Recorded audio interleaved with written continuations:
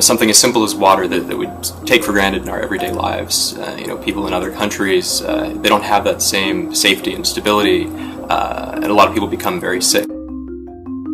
It was very, very eye-opening to see how many people don't have healthcare or don't have access to healthcare. Our mission is to decrease the burden of gastrointestinal diseases in this small neighborhood called Berlin.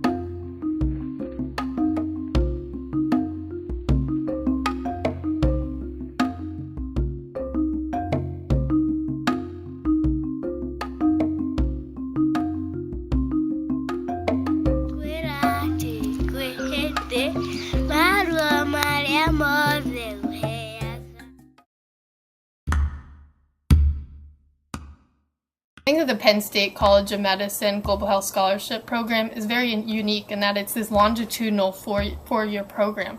So after your first year, you really have minimal clinical skills, and you go down there learning about the people, assessing the community, and really developing projects that you can continue in the fourth year. Penn State College of Medicine Global Health Scholars Program is so important because it really gives prospective physicians a look at how healthcare works in other countries.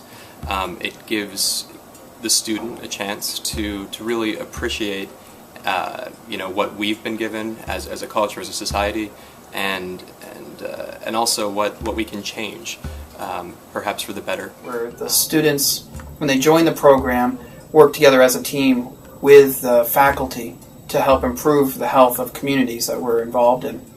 It works over a period of time, so it's a four-year program for students who are really interested in global health. I'd say the students who might be interested in our program would be those who would like to do global health as part of their career in some fashion.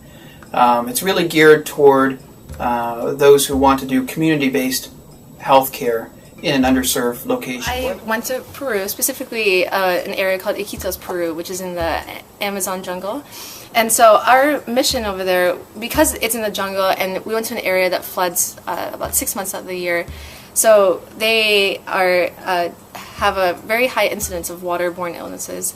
So we went and collected stool samples to check for parasites and to see if there was a correlation between the water that they were drinking and the incidence of parasites, and also whether there was that dependence occurred depending on how far away the person lived from the river. While in Guayaquil, the city, we were able to meet Sister Annie, who is actually a nun from Brooklyn, who has been living in Ecuador for 23 years, and she founded what's known as Padre Damien House. And it's a place where about 80 people, both men and women who have been diagnosed with Hansen's disease or leprosy, now live. And prior to her coming here 2 decades ago, most of these people were just shunned by their families. They lived worse than the stray dogs in the streets, really no food.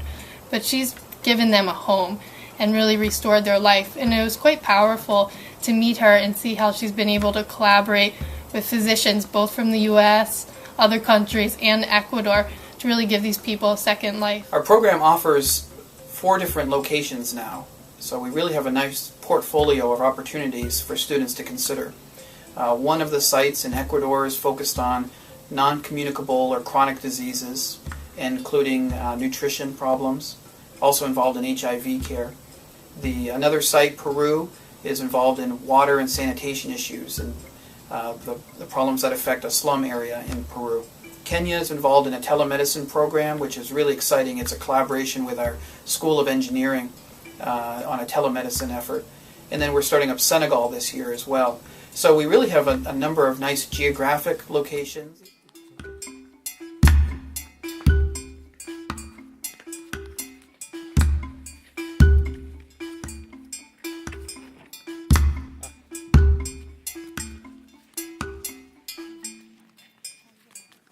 Another thing was simple. We just wanted to educate, especially the mothers, on how to treat diarrhea so that they could use simple things like water, salt, lemon, sugar, and not have to purchase any other solutions that may be hard for them. This isn't just sort of a global health experience of going abroad once and coming back. It's really a commitment to work as a team over a period of time, over the 4 years, to measurably improve the health of the community. While we were there, we learned that HIV is actually a big problem to the community, and it's something that we're now working with people of San Pablo and the neighboring coastal towns and future scholars to form a long-term project to help educate the residents of San Pablo about HIV.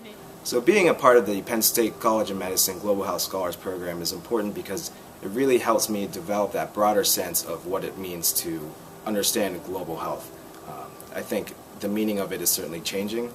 It's more important to understand what it is to be culturally sensitive. It means a lot more than simply crossing borders in order to learn.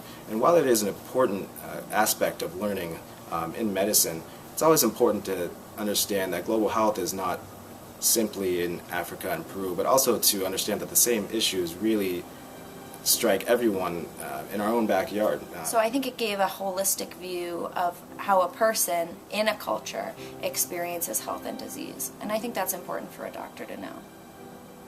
I think it's a humbling experience as well, to sort of transplant yourself in a new place where you may not know anyone, and to sort of establish a positive identity in a community, to sort of try to win people over and get them involved in a project that should benefit both parties. Really, there should be an exchange of learning and ideas. The best advice I could give to somebody interested in our program is to really be passionate.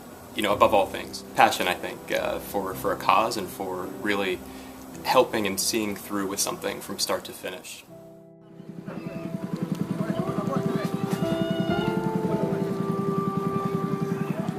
Número 19.